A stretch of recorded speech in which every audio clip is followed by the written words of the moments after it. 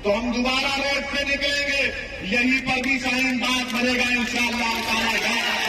3 कृषि कानूनों को वापस लेने का, रिपील करने का निर्णय लिया है।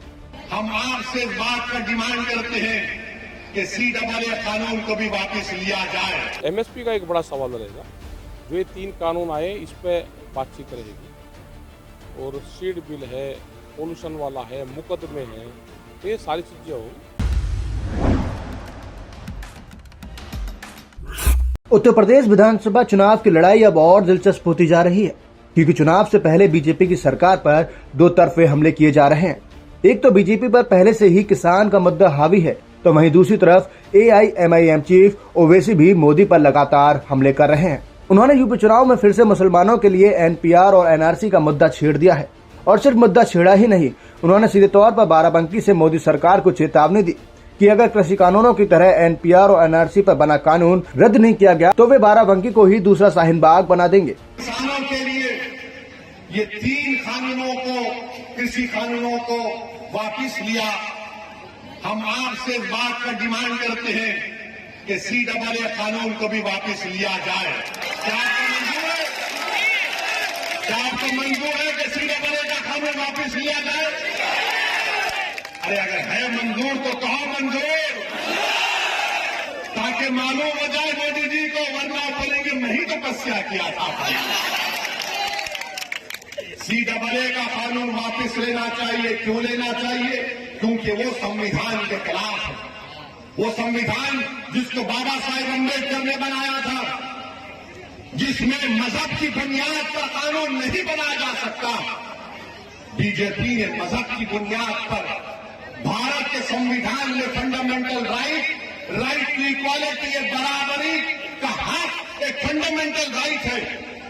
उस कानून, उस फंडामेंटल राइट के खिलाफ कानून बनाया गया, और हम मुतालबा करते हैं कि CAA कानून को भी वापस लिया जाए।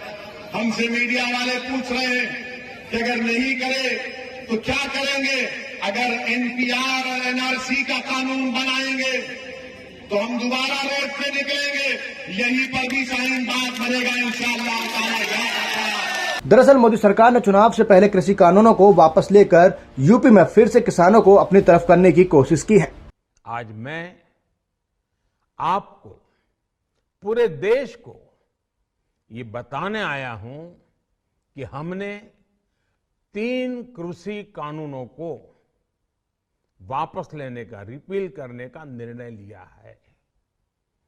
इस महीने के अंत में शुरू होने जा रहे संसद सत्र में, इसी महीने में, हम 3 कृषि कानूनों को रिपील करने की संवैधानिक प्रक्रिया को पूरा कर देंगे। लेकिन किसानों के कार्यक्रम वैसे ही हैं जैसे कृषि कानूनों की वापसी से पहले थे। आज 22 नवंबर को लखनऊ में किसानों की तरफ से महापंचायत का आयोजन किया जा रहा है, जिसमें वो अपनी आगे की रणनीति तय कर रहे हैं। किसानों का साफ तौर पर कहना है कि जब तक MSP पर कानून नहीं बनेगा तब तक वो घर वापसी नहीं करेंगे। MSP का एक बड़ा सवाल रहेगा, जो ये 3 कानून आए इस पे बातचीत रहेगी, और सीड बिल है, पोल्यूशन वाला है, मुकदमे हैं, तो ये सारी चीजें होगी। और मीटिंग तो सरकारों के साथ में होनी चाहिए ना जी। सरकार बातचीत कर रही है या नहीं कर रही। और 29 तारीख को जो चल रहा था उसको लेकर उसमें अभी बातचीत जो आज तय करा होगा संयुक्त मोर्चे में, वो बताएंगे उसमें। यूपी चुनाव में ओवैसी सिर्फ मुसलमानों की बात करते आए हैं। उन्होंने ज्यादातर भाषण के समय मुसलमानों का ही मुद्दा उठाया है, जिसके जरिए ओवैसी यूपी में मुसलमानों का वोट बैंक साधने का काम कर रहे हैं। लेकिन ये बीजेपी के लिए एक कड़ी चुनौती बन सकता है, क्योंकि यूपी में किसान पहले से ही बीजेपी से नाराज हैं, तो वहीं दूसरी तरफ महंगाई भी एक अहम मुद्दा है, जिसकी वजह से बीजेपी का वोट बैंक खिसक सकता है।